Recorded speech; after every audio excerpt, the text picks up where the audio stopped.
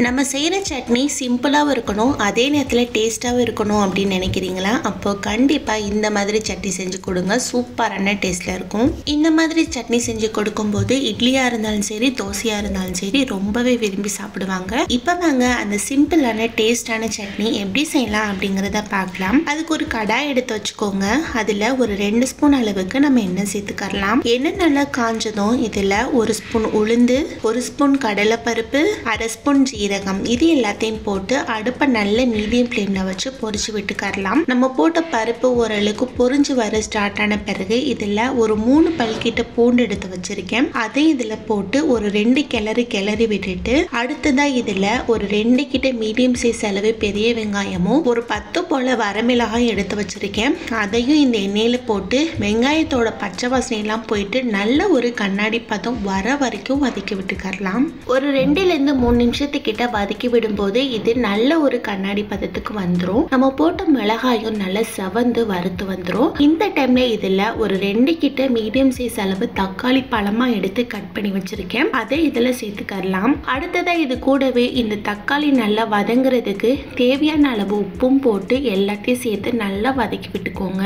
நம்ம போட்ட தக்காளி பாத்தீங்கன்னா அதோட ஷேப்பே இல்லாம இருந்த இடம் தெரியாம நல்லா சாஃப்டா வதங்கி வரணும். அது வரைக்கும் இது நல்லா வதக்கி விட்ட பிறகு இதுல ஒரு 2 ஸ்பூன் அளவுக்கு பொட்டுக்கடலை எடுத்து வச்சிருக்கேன். அதை இதுல போட்டு ரொம்ப நேரம் வதக்கி விடாம ஒரு 2 நிமிஷத்துக்கிட்ட மட்டும் நல்லா மிக்ஸ் பண்ணி விட்டுட்டு கேஸை ஆஃப் பண்ணிட்டு இது எல்லாத்தையும் எடுத்து மிக்ஸி ஜார்ல போட்டு நல்ல ஒரு சட்னி பதத்துக்கு அரைச்சி எடுத்துட்டு வந்துட்டு ஒரு பாத்திரத்துல ஊத்திடலாம். அடுத்ததான் மிக்ஸி ஜார்ல கொஞ்சமா தண்ணி ஊத்தி அதையும் அலசி இதுல ஊத்தி எல்லாத்தையும் சேர்த்து நல்லா மிக்ஸ் பண்ணி விட்டுக்கோங்க. பாருங்க சூப்பரா நமக்கு சட்னி ரெடி ஆயிடுச்சு. அடுத்ததா இந்த சட்னிக்கு சின்னதா ஒரு தாளிப்பு ரெடி பண்ணிடலாம். அதுக்கு ஒரு கடாயில ஒரு 2 ஸ்பூன் அளவுக்கு எண்ணெய், 1 ஸ்பூன் கடுகு, 1 ஸ்பூன் உளுந்து இது ரெண்டையும் போட்டு நல்லா பொரிச்சு விட்டுட்டு கடுகு உளுந்து நல்லா பொரிஞ்சு வந்த பிறகு ஒரு கொத்தளவு கிட்ட கருவேப்பிலை எடுத்து வச்சிருக்கேன். அதை இதுல போட்டு எல்லாத்தையும் சேர்த்து நல்லா பொரிச்சு விட்டுட்டு நம்ம ரெடி பண்ணி வச்சிருக்கிற சட்னில எடுத்து இதுல ஊத்தி எல்லாத்தையும் சேர்த்து நல்லா மிக்ஸ் பண்ணி விட்டுட்டு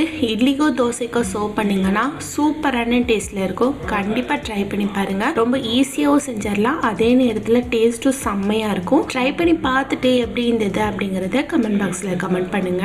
ரொம்ப சிம்பிளாகவும் டேஸ்டாகவும் நல்ல காரசாரமான ஒரு தக்காளி சட்னி எப்படி செய்யலாம் அப்படின்னு தான் பார்க்க போறோம். ரொம்ப சூப்பரான டேஸ்ட்ல இருக்கும் இந்த தக்காளி சட்னி சாப்பிடும்போது.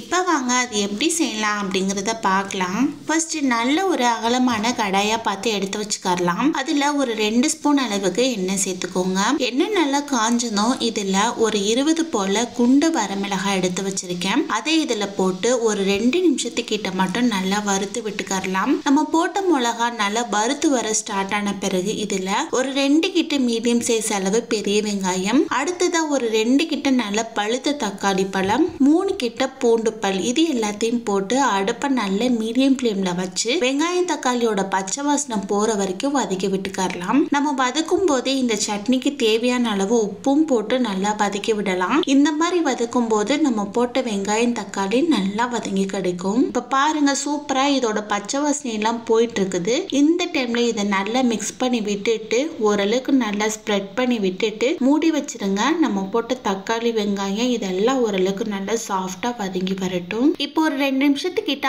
ஆயிடுச்சு. ஓபன் பண்ணி பாத்தீங்கன்னா உங்களுக்கே தெரியும் நம்ம போட்ட வெங்காயம் தக்காளி இது ரெண்டுமே நல்லா சாஃப்டா வதங்கி வந்துட்டு இருக்குது அப்படின்ட்டு. இந்த டைம்ல கேஸ் ஆஃப் பண்ணிட்டு நம்ம வதக்கி வச்சிருக்கிற இந்த பொருள் எல்லாத்தையுமே ஒரு மிக்ஸி ஜார்ல போட்டு நல்ல ஒரு சட்னி பதத்துக்கு அரைச்சி எடுத்துட்டு வந்துடலாம். அடுத்ததா இந்த சட்னிக்கு ஒரு தாளிப்பு ரெடி பண்ணிடலாம். அதுக்கு ஒரு கடாயில எண்ணெய், கடுகு, உளுந்து, சீரகம் இது எல்லாத்தையும் போட்டு நல்லா பொரிச்சு விட்டுக்கலாம். நம்ம போட்ட கடுகு உளுந்து இதெல்லாம் நல்லா பொரிஞ்சு வந்த பிறகு இதுல ஒரு கொத்தளவு கிட்ட கருவேப்பிலை எடுத்து வச்சிருக்கேன். அதையும் இதுல போட்டு அது கூட சேர்த்து நல்லா பொரிச்சு விட்டுக்கலாம். இந்த டைம்ல நம்ம அரைச்சு வச்சிருக்கிற சட்னி எடுத்து இதுல ஊத்திடலாம். அது கூடவே மிக்ஸி ஜார்ல கொஞ்சமா தண்ணி ஊத்தி அதையும் அலசி இதுல ஊத்தி நல்லா மிக்ஸ் பண்ணி விட்டுக்கலாம். உங்களுக்கு எந்த அளவுக்கு சட்னி தேவையோ அந்த அளவுக்கு தேவையான அளவு தண்ணி சேர்த்துக்கோங்க. சூப்பரான டேஸ்ட்ல இருக்கும். ரொம்ப சிம்பிளாவும் செஞ்சிடலாம், அதே நேரத்துல டேஸ்ட்டுமே ரொம்ப பக்காவா இருக்கும். 2 இட்லி சாப்பிட்ற இடத்துல 5-6 இட்லி கூட சாப்பிடுவாங்க. கண்டிப்பா இந்த மாதிரி ஒரு தடவை சட்னி செஞ்சு ட்ரை பண்ணி பாருங்க. ட்ரை பண்ணி பார்த்துட்டு எப்படி இருந்தது அப்படிங்கறது கமெண்ட் பாக்ஸ்ல கமெண்ட் பண்ணுங்க.